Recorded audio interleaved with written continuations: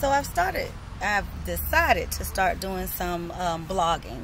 I already do voice notes, which are notes to myself about things and my feelings and emotions as I go through this life.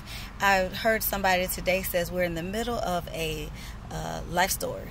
And so I'd like to start making some blogs to also chronicle me in the middle of this life story.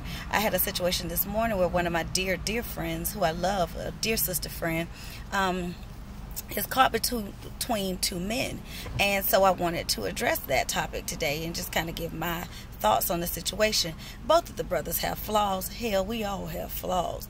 But one of them is that his pockets are a little light, but he's rich in love and encouragement and spirituality. He doesn't necessarily identify as a Christian, which is a strike against him, but he does have a foundation. He does wholeheartedly believe in what he believes in, and for the most part it is something that is very positive and uplifting.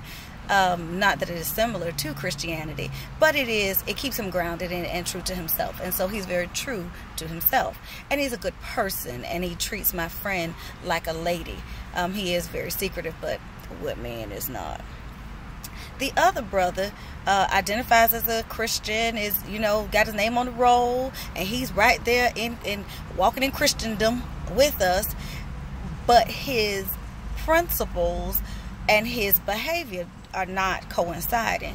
He is not very kind. He is not very considerate, but his pocket's heavy, and he'll spend because he'll buy you.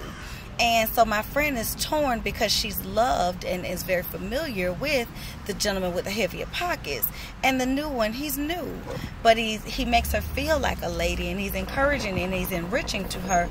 And so she's very torn because it's that thing you've been praying for, even if it's not what you should have.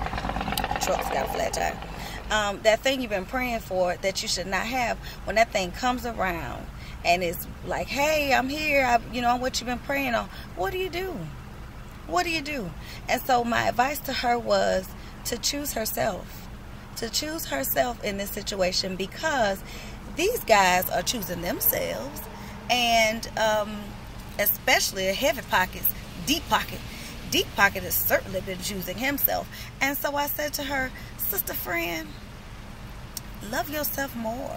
You deserve more. Yeah, old brother with the light pockets is not dropping it like, he's got it. He's not heavy in the pockets.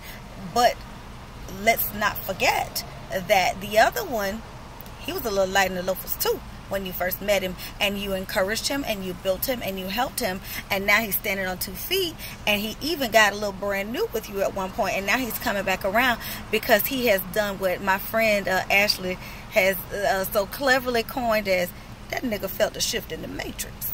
He felt somebody else was trolling on his squirrel, and so now he's like, oh, I love you and I want to marry you. Bruh, you don't want to love me. You don't want nobody to take that. I remember my great aunt Norma told me one time, I'd thrown my first husband out. I don't want him. And then I found out some other young lady was keeping company with him. And I said, Auntie Norma, Joey's hanging out with such and such. And she said, Mandy, you ain't want that big black fish. Threw it out. And then when somebody else took it, you wanted it. She's right. I was a child.